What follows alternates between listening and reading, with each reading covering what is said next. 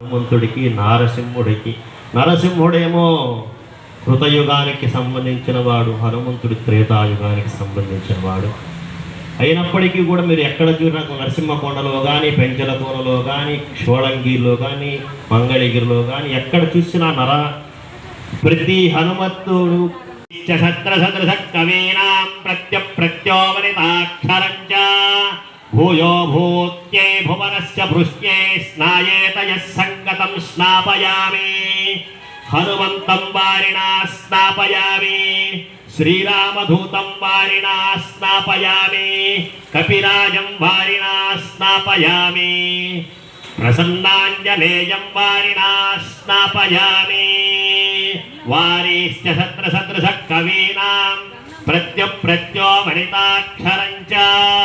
భూయో భూత్యై భువనస్య పృష్ట్యై స్నాయేత యస్సంగ